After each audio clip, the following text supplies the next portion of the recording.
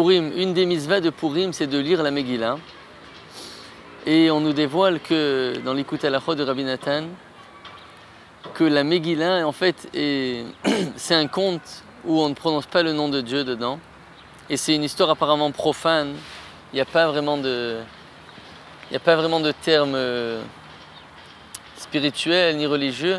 On raconte une histoire profane avec des rebondissements, des causes, des effets, sur 10 chapitres. Et en réalité, cette histoire est du niveau des contes des temps anciens, dont on dit d'ailleurs que les 13 célèbres contes de Rabbi Nachman, proviennent de ce même niveau spirituel, qui est un niveau très très élevé. Et donc c'est justement le but de la lecture de ces contes et justement de la Megillah qui proviennent de la même source spirituelle, c'est de nous réveiller de notre léthargie, de notre sommeil spirituel. Même si on est très réveillé et très en forme, il se peut que notre âme soit en sommeil et qu'on a besoin de la réveiller, au niveau spirituel on parle.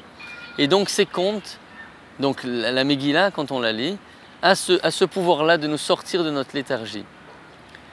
Donc on a aussi les 13 contes de Rabbi Nachman qu'on recommande vivement de lire, qui ont même le pouvoir justement, le pouvoir de débloquer la faculté d'enfanter aux femmes qui ne peuvent pas, aux gens qui ne peuvent pas, par la simple lecture de ces idées, qui réveillent en fait, notre âme décode quand on parle de château, de montagne, de princesse, de choses complètement profanes, mais notre âme sait de quoi on parle, et ça débloque des choses dans nos rouages spirituels, qui provoque l'enfantement, qui provoque l'éveil spirituel, la tchouva, la joie et toutes les choses qu'un homme juif a besoin.